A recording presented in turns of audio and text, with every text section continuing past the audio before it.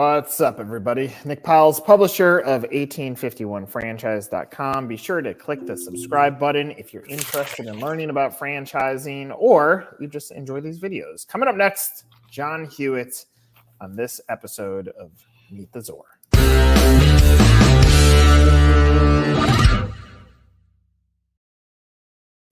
All right, John, I hate my first question because it feels scripted. After that, it's not scripted. And I hate my first question even more because I'm still going to ask it to you, even though you've been in franchising for quite some time. But question one, scripted, everything else unscripted.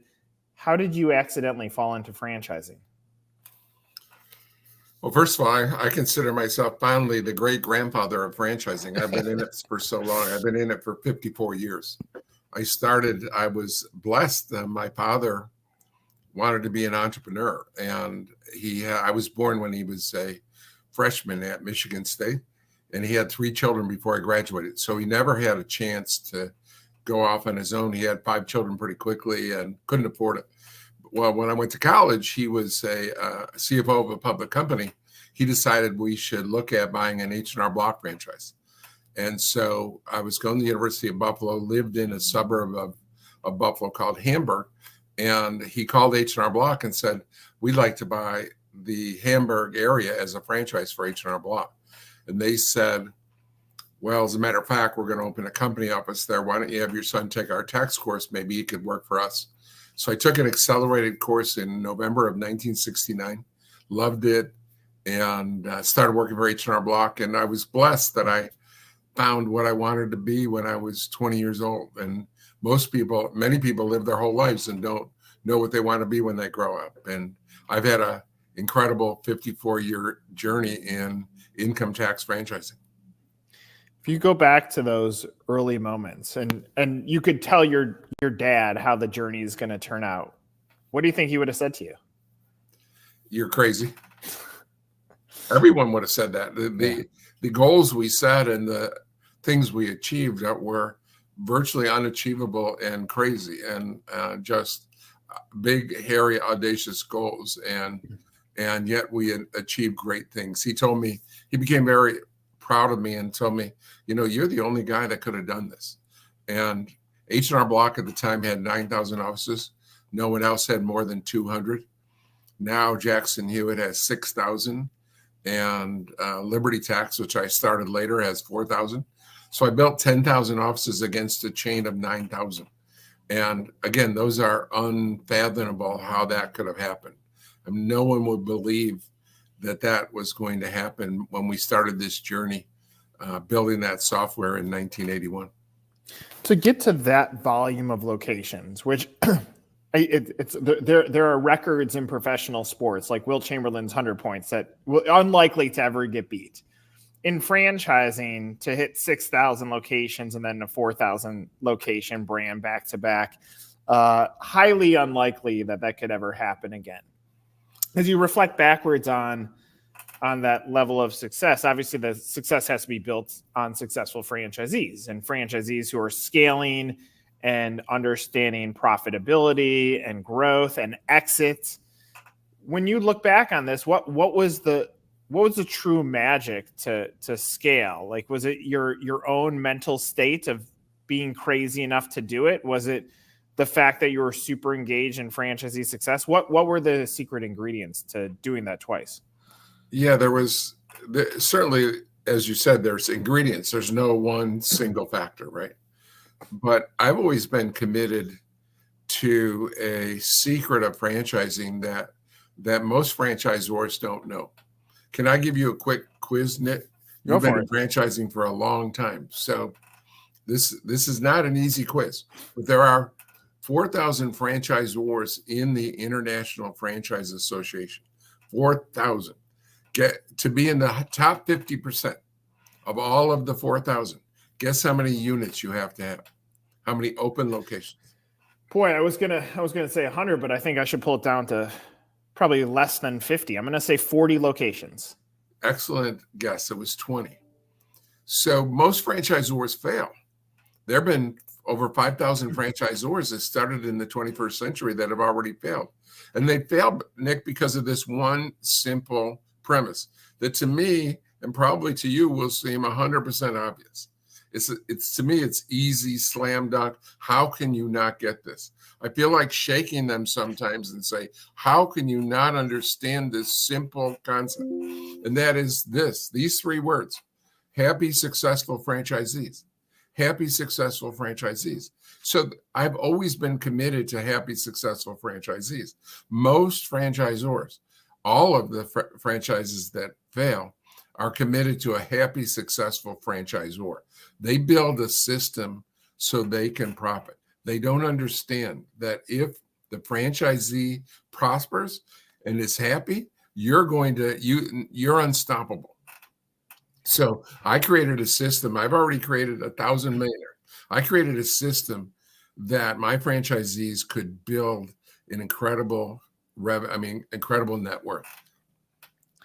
I appreciate that answer tremendously. I agree with you. I mean, ultimately, at some point, this unicorn number of franchises sold turn into the hero of franchising. And so these franchisors go to a conference and they can hear your story and they go, boy, that's what I want to be. And I want to do that in the next 5 years.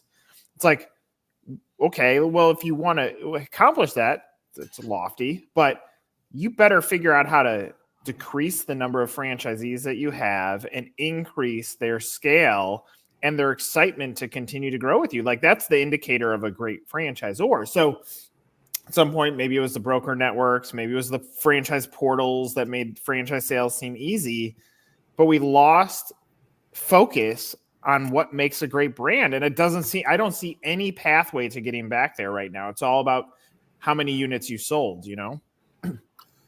Yeah, unfortunately, much of the industry has been taken over by private equity, and private equity is very numbers driven, And I find that franchising is hard to understand. That great CEOs of franchise systems, they're rare. Most think of it like having employees, and it's different when you have. At the peak of Liberty, I had 2,000 franchisees. That's 2,000 entrepreneurs, and managing a system of 2,000 entrepreneurs is so different than managing a system of 2,000 employees. Mm-hmm. And people just don't get that. And they don't understand the power of franchising. And I never hear any franchisor say this, but this is an incredible value of franchising.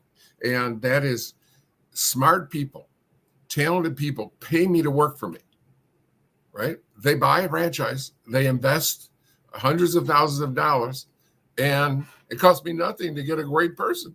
Whereas if I get an employee, I got to go pay them hundreds of thousands.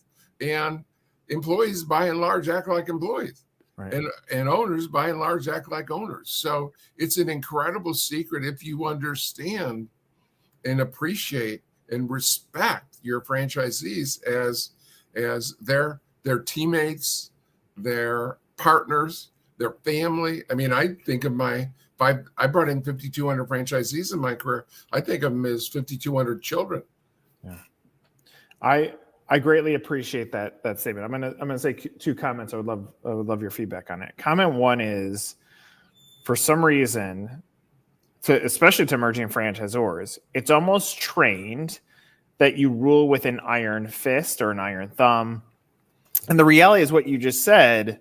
Well, no. And, you know, the brands that refer to them as franchise partners and say, like, how do we get the best out of them? And also know that they need scaffolding. They're entrepreneurial. They're not pure entrepreneurs, that they may have been experts in sales or marketing or operations.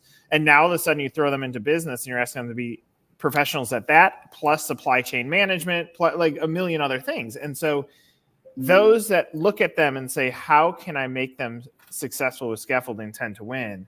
The other statement that I want to make is I once wrote a column that I still think about, that I hear a franchisor talk about how they have this franchisee who sucks.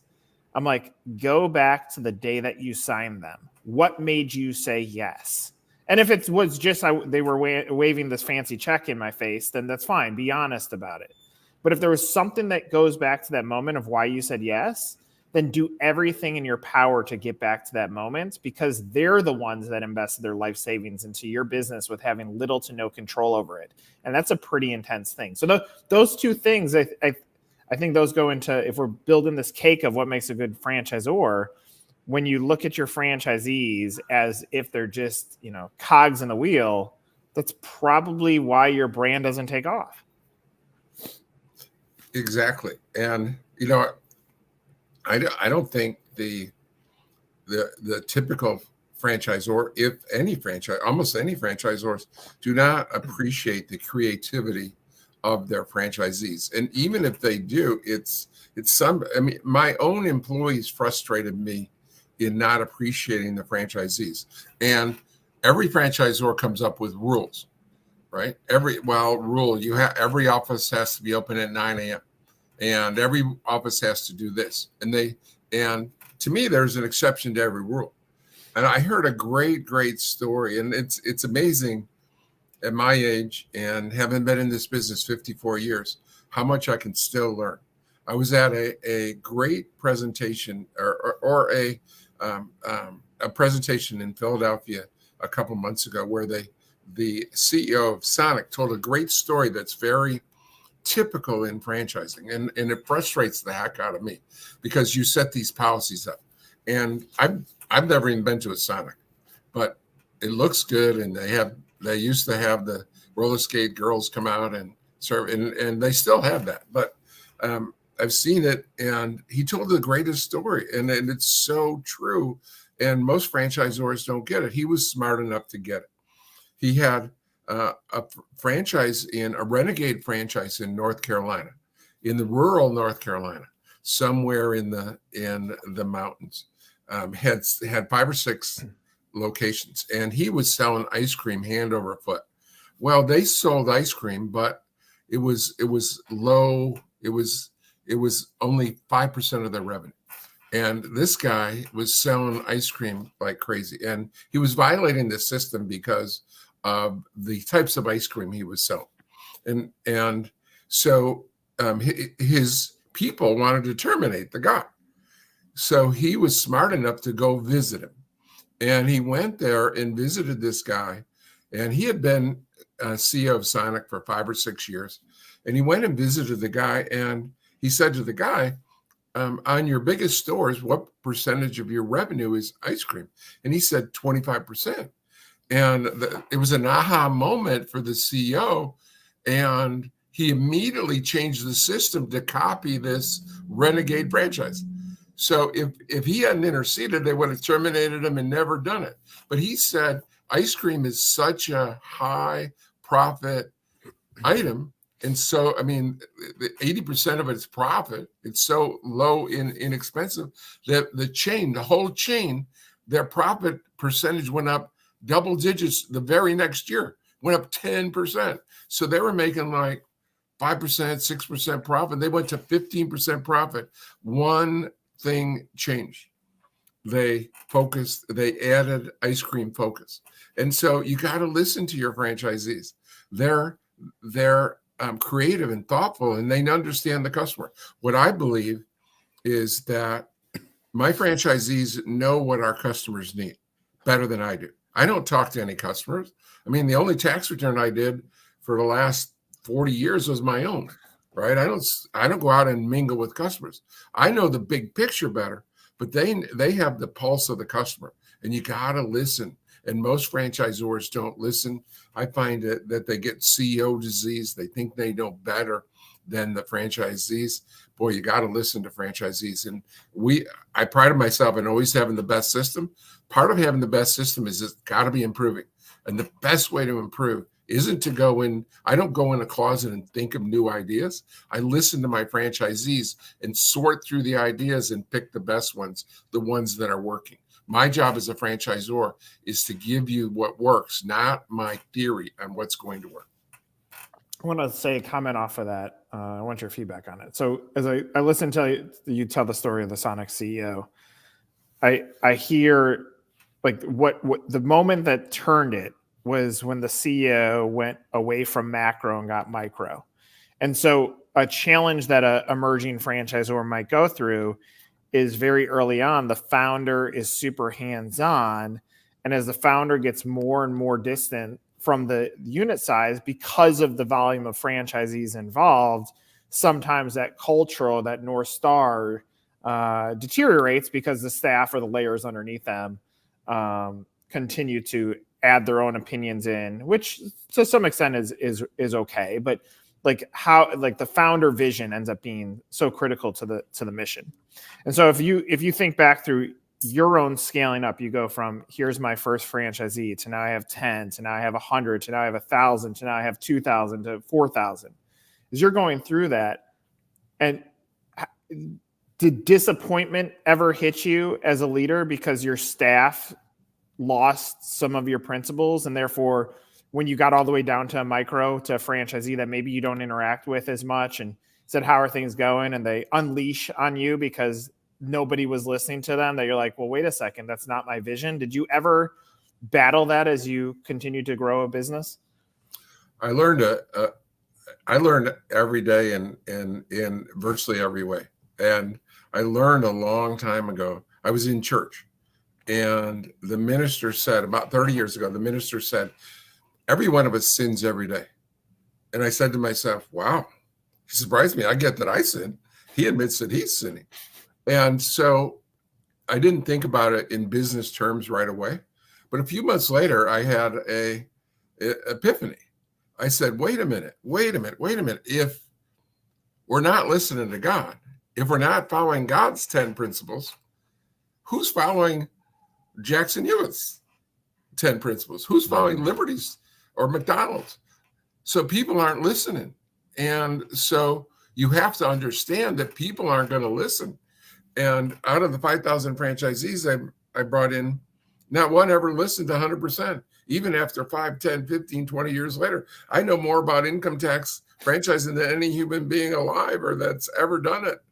I mean, I founded 2 companies with 10,000 locations. I'm the only one that's founded 2 of the top 100 retail chains.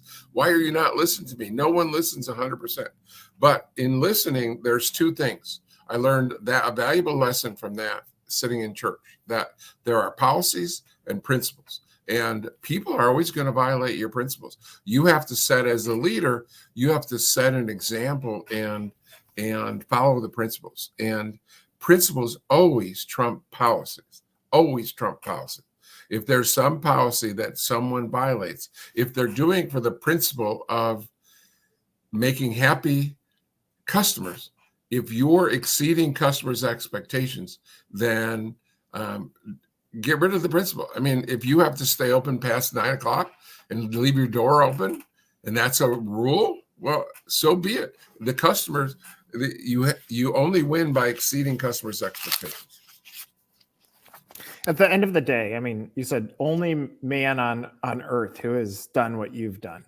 So tremendous success. But at the end of the day, you're human too. And when you're building up this success, obviously, you know, an IFA or franchising world in general will put you on a pedestal. And as fast as they put you on a pedestal, they'll chop it out and blame you and criticize you beyond. And you're still human. And so I'm sure some of the daggers still hurt you in your heart when people try putting you down, when you had all the right intent, whether you had the right intention or not, they're going to continue putting you down. How have you personally, in your own soul, navigated some of the pain that is associated with success too? Well, in a couple of ways. Number one, my goal is to do more for everyone than they do for me. And I am incredibly grateful for what I've been, all of the blessings that I've gotten in my life. I'm the most grateful. I'm, number one, the most grateful person you ever meet, and the most forgiving person.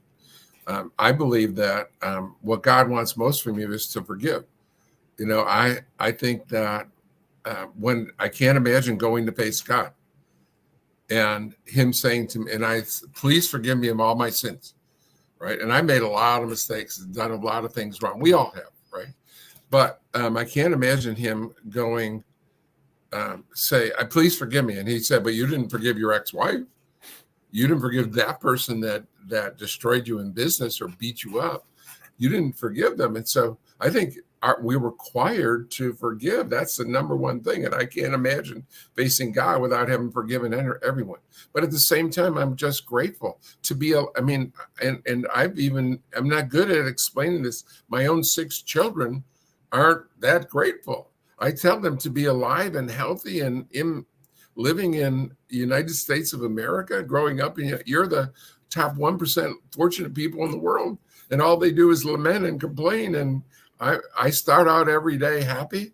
I go to sleep happy. I've never had a bad day in my whole life. I mean, bad stuff has happened to me. A lot of bad stuff has happened. But at the end of the day, I start out as grateful and understanding that forgiveness is required. So I can't have, I had a civil war that I lost one of my companies in, even though we sold it for $500 million.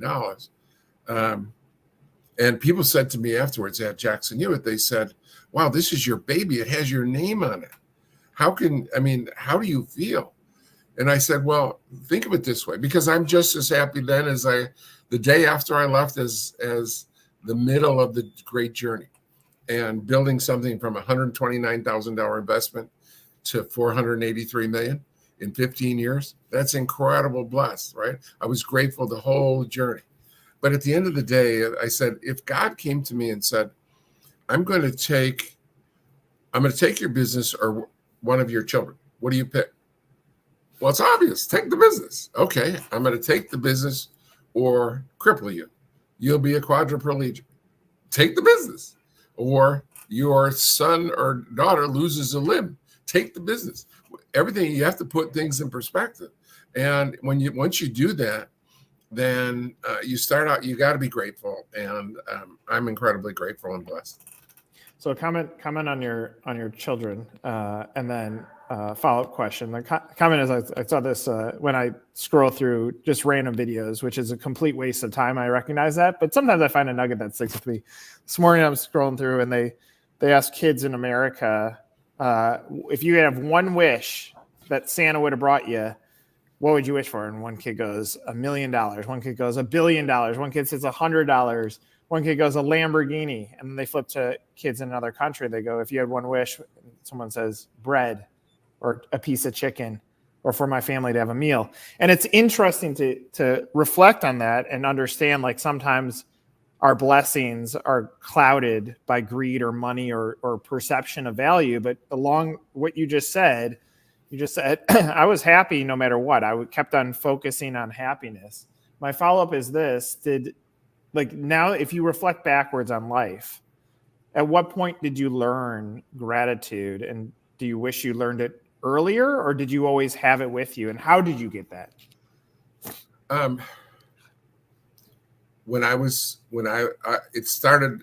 My gratitude started when I was about 7 years old, and I changed elementary schools, and I pulled up on the bus, and the other bus, the short bus, showed up, and I think retarded, you're not supposed to say that, but those kids got off the bus, and I said to myself, wow, I am so blessed not to be born like that. And then when I thought about it, I said, I'm not crippled, I'm not blind, I'm not deaf, I'm smart, I've been given so much intellectual capacity and so much ability. And so from that day on, I've never, ever had a day that I didn't feel grateful for the blessings that I've been given. So started about 7 years old that I realized. I didn't realize until then. I didn't think about it. I was a typical kid, not thinking about serious stuff. But when I saw the poor kids that were born with so much less fortunate than me, it changed the way I felt about life. What connects with me on that, we have a client, the Melting Pot, and in their corporate office, the CEO put a swing, and he's giving me a tour, and I said, why did you put a swing? And he said, because when you're on a swing, you remember your childhood, and when you go back to your childhood, creativity comes back. What I just heard on your story, John, is I wish everybody, like, before you throw a dagger, before you throw hate, go back to a moment when you were a kid where things were easier and you recognize that you had a little bit more than someone else. Maybe then this world would be a happier place, because we were all there. We were all there as a child that had something happen. And even those that are less fortunate, they still can point to something that they can look at and feel fortunate for having. And I think sometimes reflection is important in business too, because whether you're a franchisor or you invest your life savings and buy a franchise as a franchisee, at the end of the day, nothing is guaranteed in this life. It is all a guessing game. Why not try to live it with a little bit more peace, Yeah, I think that my favorite story in the Bible is the talent story, and God gave us each talents, and we have all different skill sets, all different abilities. It's our responsibility to live up to our talents and utilize what the blessings we've been given. John, wonderful hearing you share your wisdom. Thank you for doing this. I appreciate getting to know you a little bit more. But thanks for sharing your story. And obviously, I look forward to seeing where it continues. You still have the same hunger. Hunger doesn't change. Yeah, I told you I've developed 2 of the top 100. I'm on my way to the 3rd time. No one's ever else done 2. They say 3rd time's the charm. I'm going to have 3 of the top 100 retail chains. Well, and I would imagine, like, the reality is the widget that you chose for the first 2 happened to be in tax preparation, but the widget was irrelevant. If you would have applied your theories to burgers or ice cream, it would have been the same outcome anyway. So that's cool part. That's where I feel. It's awesome. For John Hewitt, I'm Nick Powills. Thank you for watching an episode of Meet the Zor. Take care.